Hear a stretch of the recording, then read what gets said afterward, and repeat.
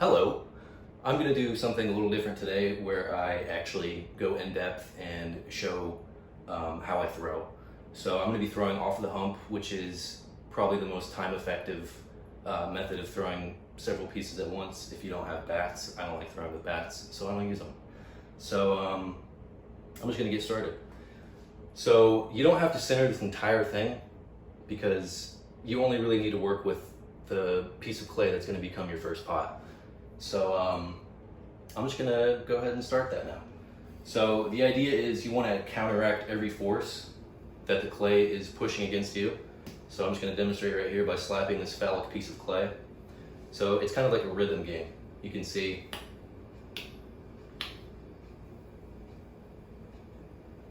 so now it's centered, more or less. So I do this by bracing my core. You don't want to muscle it though, you kind of want to get in a rhythm with the clay because otherwise you're just going to tire yourself out and start sweating a lot like I used to when I first started. So I anchor my left elbow into my left leg and the wheel is spinning counterclockwise. So you would do the opposite if it was spinning clockwise. So there we go. I'm just going to move this down because if it's super tall, there's going to be some wobble. So it doesn't have to be centered on the bottom, and it clearly isn't. But now there's going to be some structural integrity, and I'm not going to suffer any flopping or wobbles or what have you. So I think I'm just going to make a little cup for my first piece. So again, just pushing in against every bump that I feel against me with my left arm. And my right hand is pretty much just stopping the clay from spilling out where I don't want it to be. And you can see it still wobbling a bit, so what we're going to do to fix that is cone up and down. And I'm going to kind of press down and you'll see this clay spill out up top, because wherever a supporting structure like your hand is not present, the clay is going to fill up that space.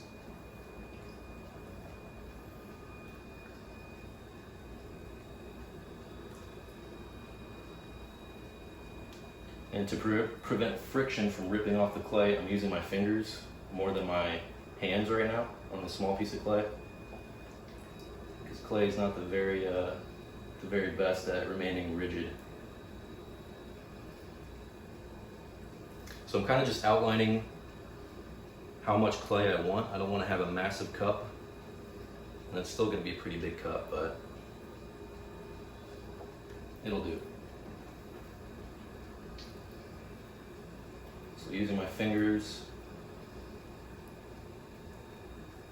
and now I'm going to cone down. And what this does is it homogenizes the clay. It aligns the platelets, and it makes you not have a crappy time.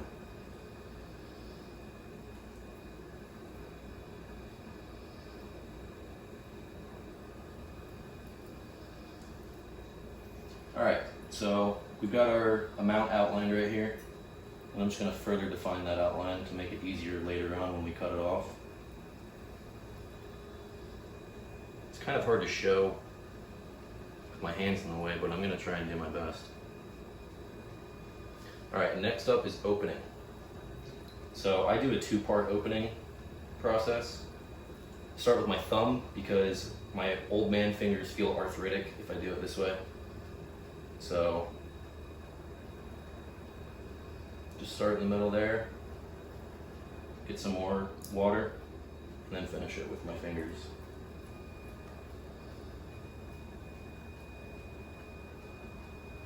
So I start from the center and I move towards 6 o'clock. And I'm just going to further define that bottom.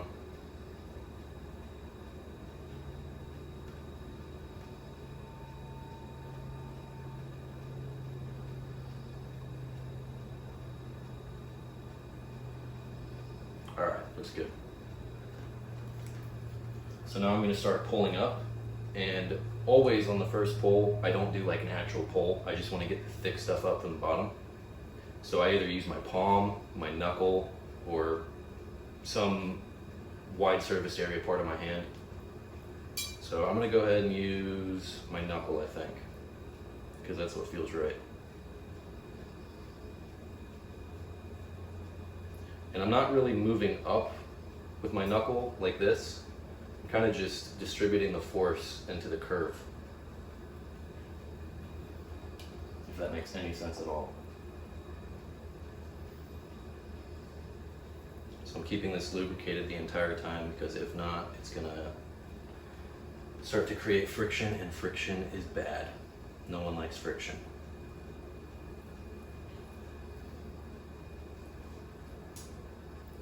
So what I'm doing is I'm removing like chunky pieces of clay and keeping the slip from my hands, because if you throw a ton of water on your pot, it's gonna get floppy and flimsy and all those other F words, and it's gonna go down the crapper.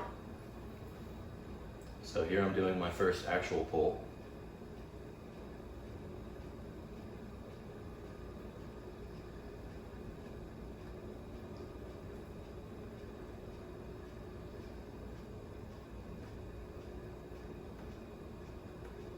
Getting a little bit of a wobble, but that's probably because I didn't wedge at all. This is straight from a bag of clay, so it's kind of what I expected, but it's all right. So lubricating the inside, putting some water on the outside. And right here I'm collaring and compressing. And this just evens out the walls, gets them in the shape that you want them to be. I'm gonna do one more pull.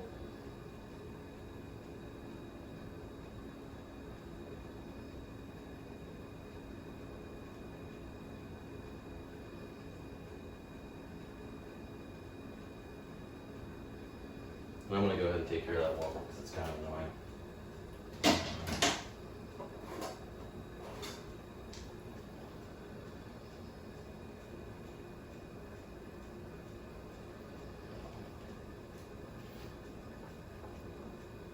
I should probably tell you how to do that.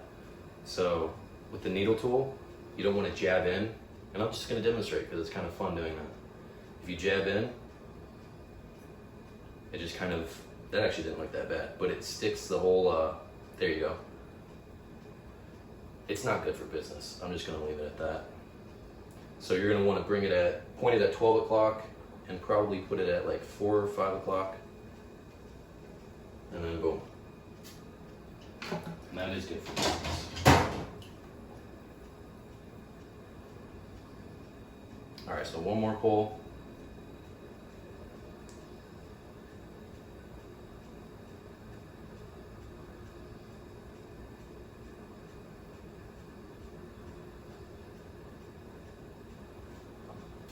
And we'll shape it just for the heck of it. So this is a metal rib, and these are what slice my fingers up like crazy because I'm not very careful with them. But these just help you get rid of the throwing marks and define your shape.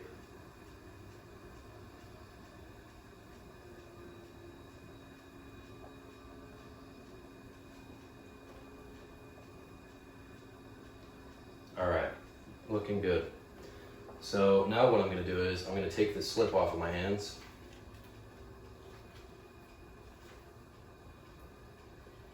Which can definitely be painful if I'm making like 5 or 6 pieces off the same hump of clay.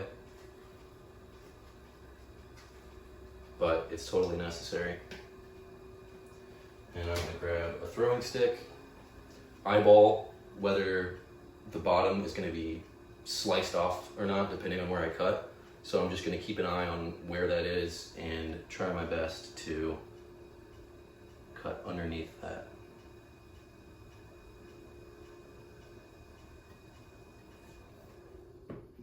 All right, and I would typically blowtorch, but not everyone has a blowtorch. So I'm just going to get my wire, which is right here.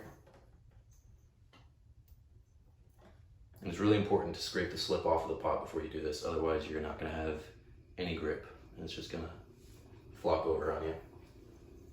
So cut it off, going to carefully grab it, do a little circular motion like that, And then I can start my second pot. And it's just that easy. Thanks for watching. Bye-bye.